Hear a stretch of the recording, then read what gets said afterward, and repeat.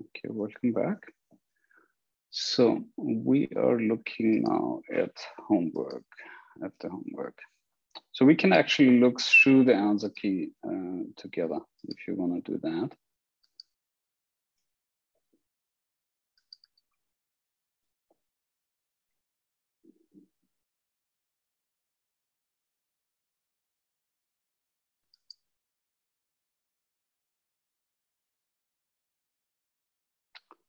Okay. So we have here provided the linear regression model with all the different estimates. So we have an intercept, we have education, we have gender, and we have age. So I think all of you had kind of were able to complete the first answers, but let's go through it in detail. Okay, so what is the value for predicted blood pressure using this regression equation for case 001? So this is a simple, more or less simple applied case where you have, for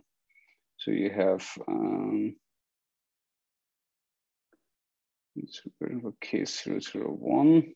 So you have a 70-year-old man. So you enter your X1, 2, 3, and 4, and you multiply it with the respective coefficients. You add this up. Linear regression is an additive model. So you only have to multiply the estimate with the respective X value. And then you can utilize this to estimate your Y. If you have now an actual measurement, you subtract your actual measurement from your prediction and you get your residual. Squaring this residual will essentially then give you your squared residual. If you build a case 001, an estimate for case 001, was a 35-year-old man who graduated from college. So you're basically utilizing the same model, the same equation, so to say, and you derive the respective blood pressure and you calculate in the same fashion the residual. The variance was 270. What is the total sum of squares? So you have the respective Y's for those 1,000 cases. So the variance is calculated as a Y minus Y bar. So that's Y minus the mean, dividing it by the N gets you to a certain variance. So you know this variance is 270, you multiply it by 1,000, and you get a Y minus Y bar squared of 270,000. Utilizing this now to derive your regression sum of squares would actually be done by 270,000 minus 160,000. So you have the sum of squared residuals, which essentially is your leftover residuals after the regression was being calculated. And then you take your total sum of squares minus your leftover residuals and you derive your regression sum of squares. Using the results of 1.5 and 1.6, calculate R square. We know that R square is the explained variance as a proportion of your total variance. So your total variance is 270. The explained variance, your regression sum of squares, is 110. Gets you to an R square of 0.407. I have a quick question about that one. Mm-hmm. Just let me pull it up on my side just to make sure okay.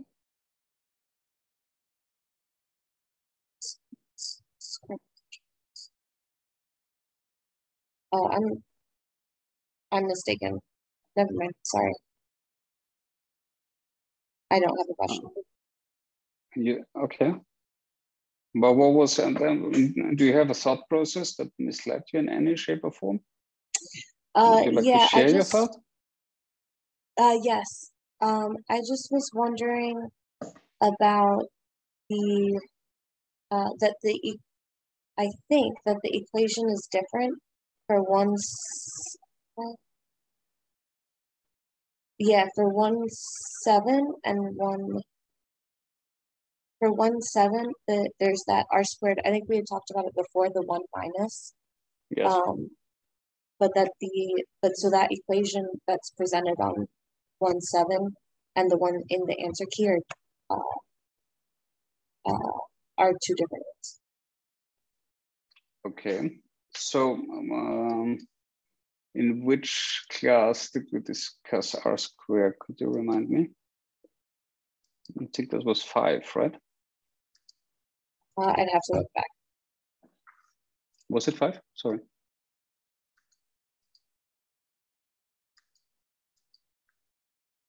Sure. Yeah, so with r squared. Okay, so if yi minus y bar is equal to y to the predicted minus y bar plus the yi minus the y hat. So this is your regression sum of square. Now this is your regression sum of square. This is your leftover sum of square. And this is your sum of squares. So the sum of this, so this is your total sum of squares equals your regression sum of square plus your residual sum of square. So the leftover sum of square that you the unexplained variance, so to say. So calculating this for the sum of all your yi's essentially gets you then to your total sum of squares equals regression sum of squares and the residual sum of squares. So yeah, I see it there. Hmm? Sorry, yeah. I see it now. Yes. Yeah. Yeah. So and it's really important that this regression sum of squares divided by so the explained variability divided by the total sum of squares for the total variability. This is getting you to your r squared. So this is the proportion of total variance explained. Okay, perfect. Thank you. Yeah, that makes sense. Just seeing. Yeah, so I guess I did look back. Yeah, no, because we had this conversation. So I just want to make sure that you're really on board with it.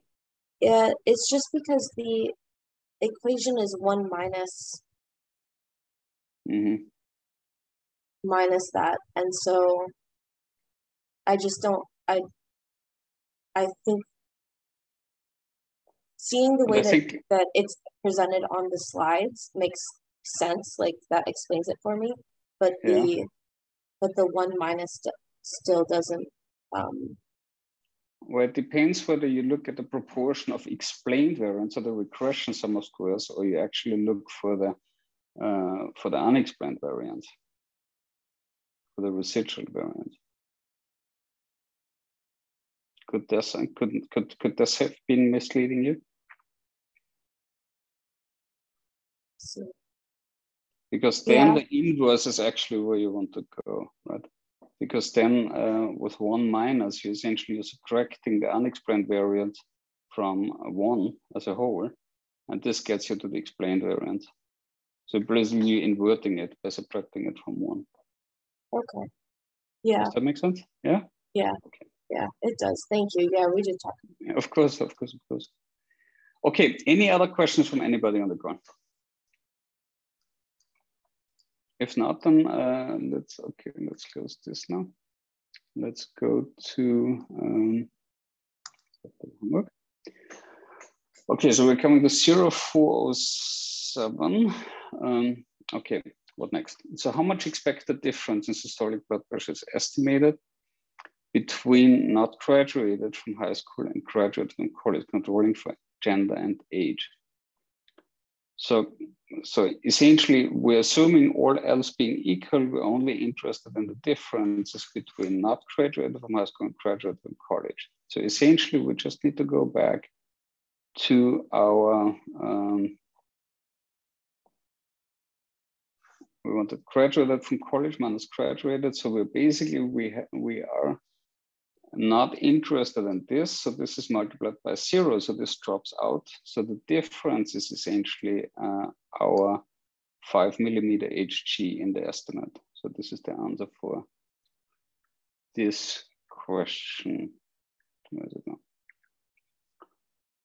So 5 minus 0. So 0, this is the dropout, the 3 multiplied by 0 for our high school graduates. Does that make sense for everybody? Everybody on board with this? So then we have, suppose we change the reference category of education from graduated to college to graduated from high school and do the same regression analysis again. What will be the value of regression coefficient beta for gender? So changing the code for education does not change the coefficient for gender. So this is, so again, this is an additive model. So essentially this will remain unchanged. So the difference between the two sexes that are being included in the model will not change. But this is very important to keep in mind. So which one of the following 3 statements is most accurate? Explain why each of the other 2 is not accurate. This data, the expected difference in SPB between those who graduated from high school but not college and those who graduated from college is estimated to be 3 millimeter Hg.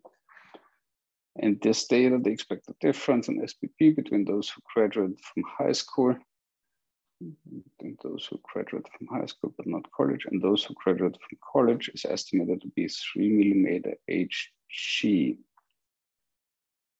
So graduated from high school but not college, and those who graduated from college is estimated to be 3 millimeter Hg. That's not correct because essentially you have the differences from a non-high school graduate as your reference value. And as such, the differences between college and high school graduate will not be 3. In this data, the expected difference in SPB between those who graduate from high school but not college and those who graduate from college is estimated to be 3 millimeter Hg, all other things being equal.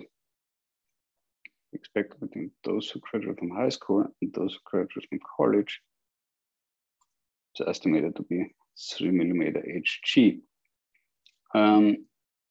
Same thing. Yeah. All other things being equal, that is an inaccurate statement that you wouldn't use. But essentially, you're only referring to the education aspect. So is everybody on board with that A is definitely most accurate and this is not a statement that will lead to ambiguity? And I think this is quite, it's an interpretation question. So all other things being equal. So I think it really comes down to that the difference here is not 3 millimeter Hg, is essentially different than the 2 millimeter Hg. Also the wording of controlling for gender and age and all other things being equal are debatable statements that one probably should shy away in this context. I think B is the most accurate. Yeah. So the same survey was conducted 5 years later. Oh, wait, hold on. Oh, B is the most accurate. When in this data, the expected difference between those who graduate from it's not 3 millimeter, it's now 3 millimeter. She graduated from high school and those who graduate from college is estimated to be controlling for gender and age. Okay. Yes, because it's controlled for age and gender. Okay. Yeah, good point. A is not accurate. Oh, that's a good one. Good catch. I would have had that wrong too. A is not accurate because the statement does not indicate the fact that the estimate of expected SPB is adjusted. Okay. So, okay. Not the unadjusted difference. Okay, good catch. Thank you. Yeah, so B is most accurate because it is adjusted for age and gender, and the A is leaving that out. The same survey was conducted 5 years later in year 2020, and the sample size was about the same. We did the same regression analysis, obtained an R-square of 0.3. Which one of the two regression analyses, 2015 and 2020, achieved a higher level of predictive accuracy? So we had 0.41 versus 0.30, and this is essentially which makes you interpret an R-square, that an R-square of 0.41 is considered to be a higher level of prediction of accuracy, predictive accuracy. I hope that's reasonable. According to the regression results, is the expected difference between those who graduate from high school, but not from college, and those who graduate from college, statistically significant at the 0.05 level. Why or why not? The difference is not significant because the p-value for the null hypothesis is to the reference point, and it's 0.08, which is larger than the 0.05. You see 0.08 is here essentially the difference. So a p-value of 8% is greater than the alpha level of 5%, which is usually accepted.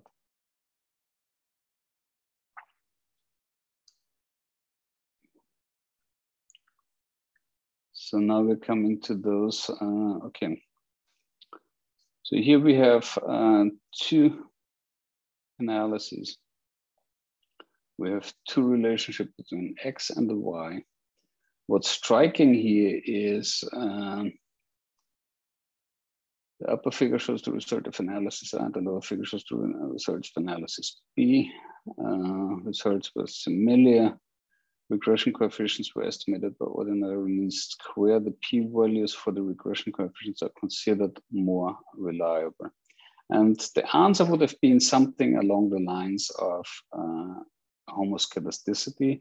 So because of this, this changes in the variance over the magnitude of your X, basically kind of puts doubt on the estimate of your associations. Less so on the estimates, but more on the distribution and on the standard error. This is why we're using the Huber-White robust standard error to essentially get a more realistic estimate of the standard error, rather than just remaining with the OLS p-values and the OLS standard error. And then lastly, the above histogram shows data or results of a linear, least square linear regression analysis with an N of 1000. The distribution is obviously skewed to the right. The accuracy of results of statistical inference is questionable if the histogram shows the frequency distribution of the observed value of the dependent variable Y, predicted values of the dependent variable Y hat, or the residuals. So the reason is, again, the residuals, again, aiming for the homoscedasticity, because if you have a skewness in your residuals and you basically, you again have problems with the interpretation in terms of the least square fitting, because your standard error may again be your standard error may again be confounded based on these changes and these differences in the variance over the magnitude of the X value. So C would have been the right answer. And the explanation basically aims to talk about normal distribution, but it also aims to kind of talk about linearity of your residuals and your estimations. So these are the answer keys. The answer keys are online now. Are the answers to some extent clear? Are there any additional questions on these topics? Yeah, so the answer key is definitely very clear. I was just wondering, in terms of the explanation, like for 7 and 8, I struggled in terms of finding the right wording. Is that something that for the midterm we need to also be careful about, like when we explain, certain wordings have to be included? Well, the wording should, well, the wording should obviously be your own wording, but you also you word it along the lines of what the problem at hand is. So when you have homoscedasticity as being the problem and the variance changes with the magnitude of your x, if you express this clearly in your response, you're going to be fine. So I'm going through your responses in the free text questions. So I will be creating those individually, and I will give you feedback if something in the wording could be improved. Okay, thank you. Yeah. So this would be for 7, it's homoscedasticity. For 8, it would be talking about linearity and the skewness of the residuals. But yeah, you definitely do see where the problem is going. And if you recognize the problem on the midterms question, I think this should be fine. Any more specific questions? Any other questions?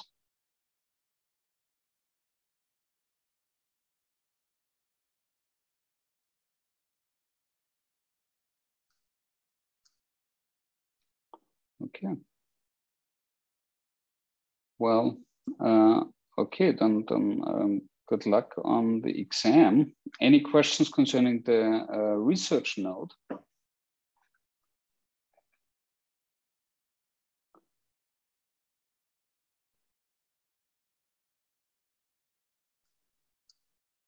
Okay. All right, sounds good. So, Sitar, any questions? For class 6, towards the end of the lecture, there was a comparison between regular standard error and robust standard error. If you could give us like the key points from that chart, that would be helpful. From the chart or from? Yeah, yeah, from the chart. So you mean from this comparison here? Yes, yes. So the parentheses are standard error? Correct. So the parentheses here are the standard errors, and you see that the estimates remain unchanged between the regular standard error and the robust standard error.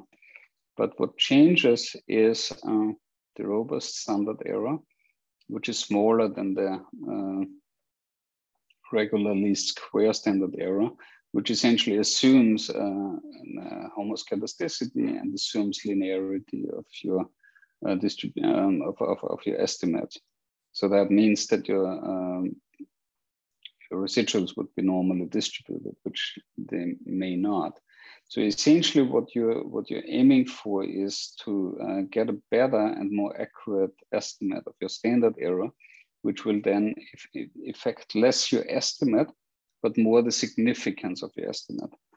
So it will affect whether you consider one parameter significant, like here, for example, on the estimate of your intercept or your setting.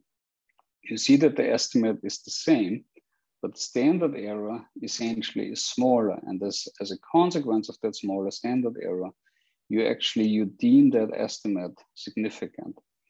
And you would always compare, and you use the Huber-White robust standard error essentially to confirm your insights. So this is why you would employ both methods. Oh, okay, that's great. And is there a reason why the observations R2, adjusted R2 are not written under the robust 2 column? Well, the interpretation is somewhat different. That's a good question. I am not entirely sure. You have a little bit of limitation of what you can essentially export then in terms of an R squared. That's an interesting question. Why this is actually not expressed here, I can look into that. I need to get back to you on that. But yeah, it should be the interpretation should follow the same outline, but it is a little limited in terms of R. But I just got to make sure that you should be able to retrieve this information still. I think it should be possibly extracted from the model. So as you see from the code,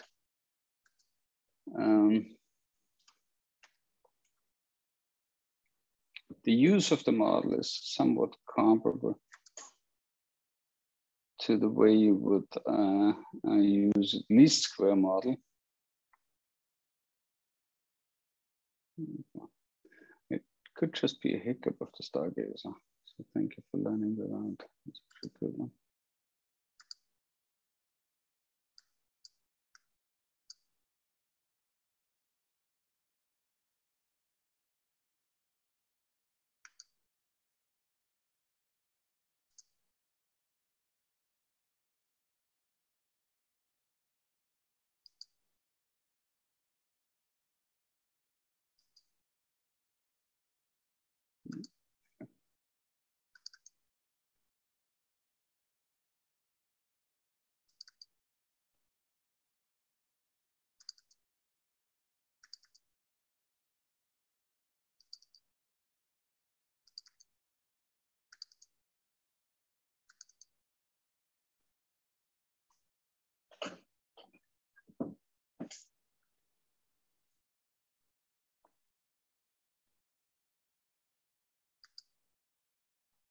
Okay. It should be, it's nonlinearity piece. Okay, so we have here library foreign, downloading here our D. Oh, yeah. So here we have a regular least square fit.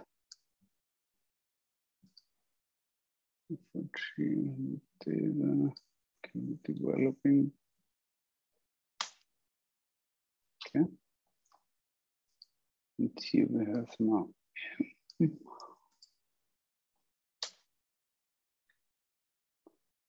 here we got element test, percentage package, and two. Oh.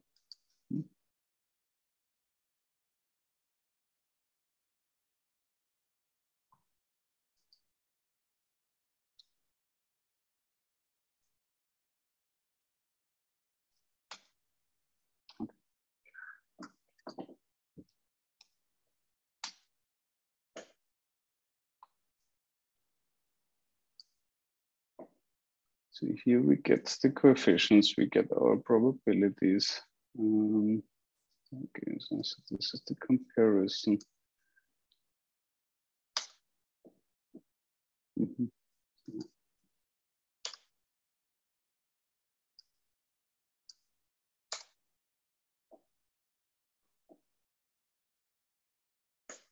Oh, gets it here.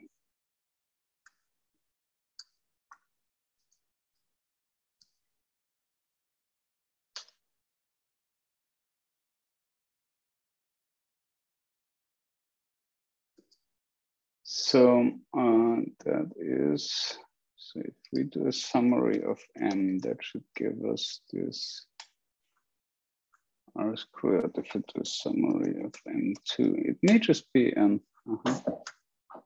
it doesn't give us an R squared.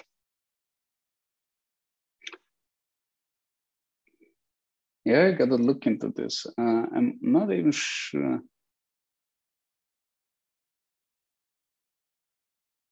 Yeah, I gotta look into this. But this is a very good question, Shitara. Thank you for asking that. Not myself, not sure how to answer it. Good question. I just wanted to make sure I wasn't missing anything important. No, but that's a good point. I don't think that it will change, but I think it essentially will come to the same prediction and the same R squared and the same explanations. Because the only angle the robust standard error changes is how do you interpret the standard errors. I don't think that it will change essentially anything of the predictive quality of the model per se. It will just change the standard error, but and the interpretation of the standard error. And I think this is likely why it's even possible that it won't give you an adjusted R squared and R squared, but I gotta confirm this statement. So it should hypothetically, so and I gotta confirm this, it should not change either of these parameters. So the model will not change, but the interpretation of the standard errors change. And this is the take-home message essentially from this example, that it will only allow you to determine whether a parameter is essentially, even in the presence of non-constant variance, is a significant estimate or not, and whether your standard error essentially was artificially inflated because of this non-constant variance. But essentially, you're looking at a smaller standard error based on that. So it's just a way to deal with the interpretation of your standard error. So, but I'll look into this. I'll look into this, and I'm gonna make an announcement to that extent and guide you to some reference to that. This is an interesting question. First time I come across this thought, but I was always under the impression that it would remain the same. But I'll confirm. Thank you. Thank you, Professor. Sure. Any other questions?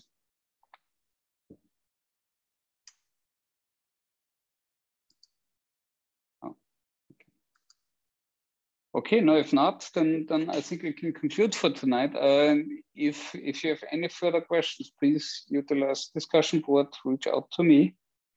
And as said, next week, Wednesday, I'm unfortunately not available, but I will make myself available again on the coming Monday, where we can then discuss logistic regression, which is gonna go online on Friday. And well, good luck on the exam. Let me know if any questions. So I'm stopping recording for now. Thank you.